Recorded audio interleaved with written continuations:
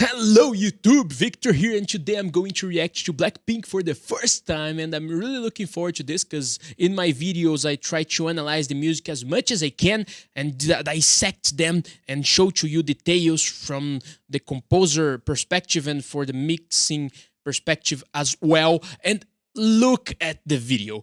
At the very first second, we already have a traditional Korean instrument called gumungu or something like this. I don't know how to pronounce it. I'm sorry for this. But look at this beauty, man! How they managed to use an instrument like this in a wall of sound type of pop song. Like, it's really hard to fit those traditional instruments in different tuning on those songs. Let's see how they managed to do it. I'm really looking forward to this. Let's play it and hear together.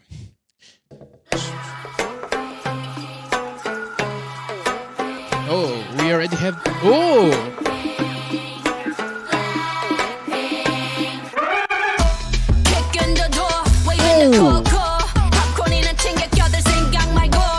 Usually I pause the video before the singing starts because I really want to analyze the introduction of the song, because the main motifs of the song are usually showcased in the introduction. And here we have like a really exotic scale. I think some mode of the melodic minor scale actually. Let's try to find the notes here, at least the scale, right? Okay, it's E.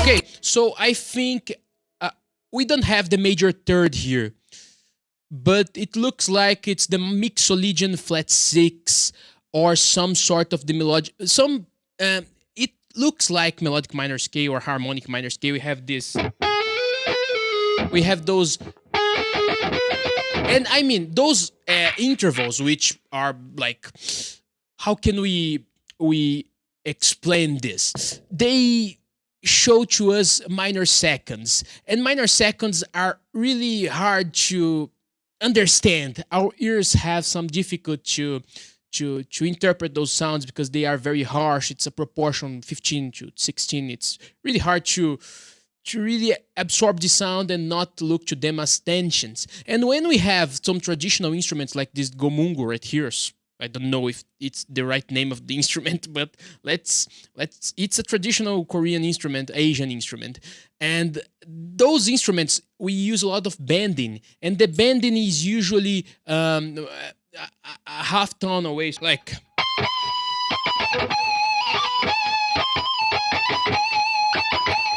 So in the distorted guitar, it sounds really different, but when we use the bending on those instruments, the sound is very, very wobbly, and it's really interesting to have this in the song, and it does justificate, it does explain why they are using a scale with minor seconds, with more minor seconds than in our usual scale. I mean, the melodic minor has the same number of minor seconds as the natural major scale, but I think the effect on the melodic minor scale is more drastic because they are 2 minor seconds separated by a major second interval. So it's very, very dissonant and interesting for those exotic type of Asian sounds. So it fits really well. Let's keep hearing and see if they put or not the major third here.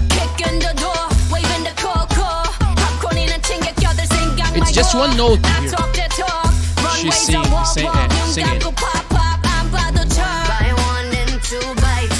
Oh my god. Makes no sense, you couldn't get $1 out of me.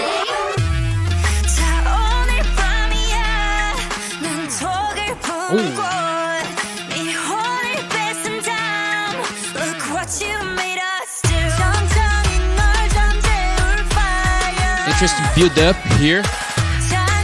Nice snare sound.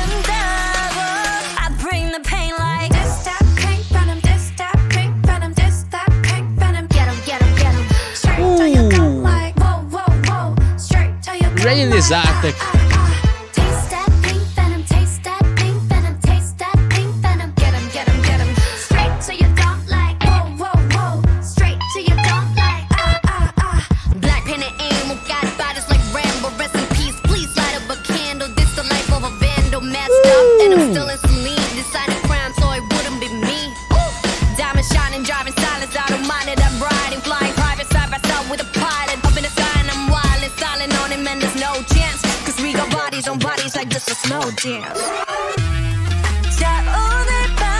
Everything is very exaggerated here. The sound effects are not like hidden.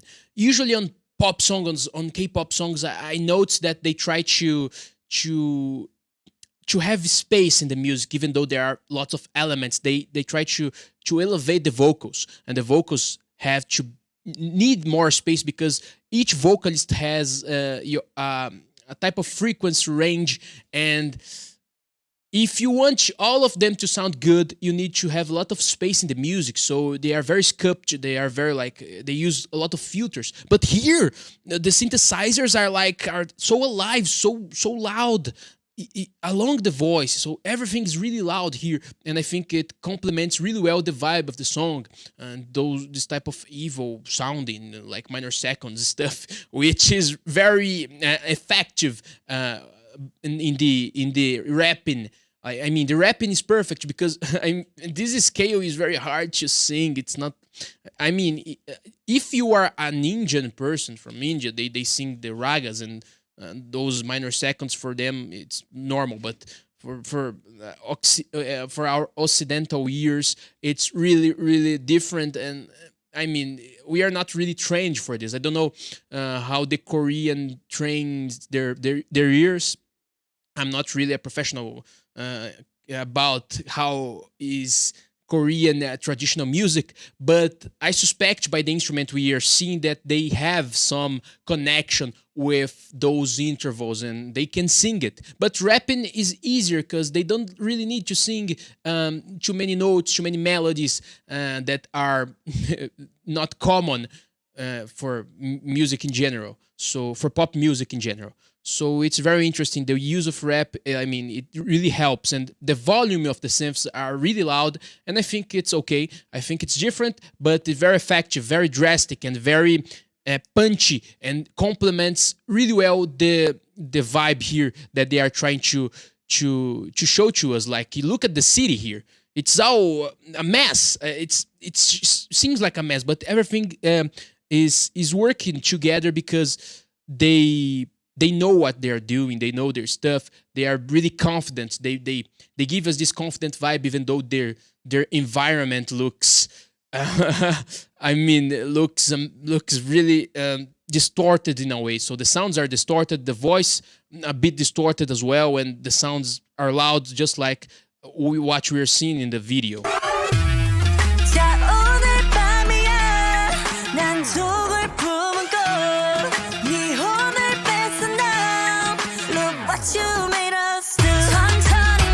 What's this guitar? I can't hear it.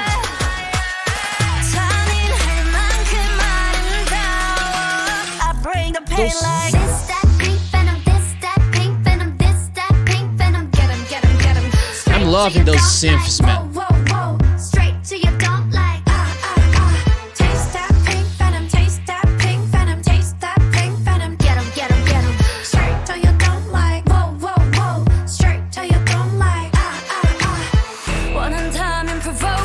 Ooh, major second here.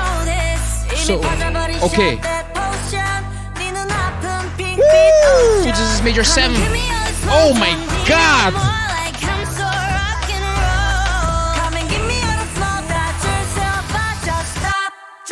I bring the pain like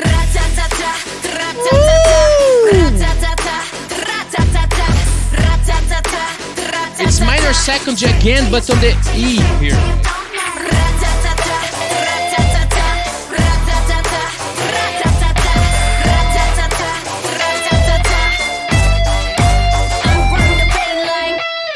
So, okay, that end of the song, it's really nice. So they are changing the scales throughout the song, even though it looks like they are just playing the same scale. No! They changed when the minor seconds appearing. So maybe like before we have those like between C and B here, and then we have between E and F afterwards. Like... Pink Venom challenge. I don't know about this, but let's talk about the music. Like the guitar sound, I got it, but it's really a synth sound. It's really processed. It didn't even look like a guitar, but But the sound is really nice because they are playing this motif, this general Asian idea. I don't know how to describe this motif, but it's very exotic. We can hear the minor seconds going up and down, and this is very interesting because it's dissonant, and the voice is like a relief for this dissonance that's happening in the background, in the synth, in the melodies that are not really common in our music, in Occidental music, pop culture. It's really nice because it's coming from a really popular group in the K-pop scene, and usually the more popular you get, the broader your sound is. Like it's basically 4 chords in the entire song, and here we have some different stuff happening, not so many functional chords happening. Like the end of the song is like E and F all around. Look like a Phrygian way of sound. It's really not common in rapping. In rapping, maybe it's a bit more common because rapping is dissonant in the essence of the thing, but it's not really common, and I can say it for sure in the pop community and in the most famous K-pop groups, and Mixolydian and B6, like those scales are really not really used.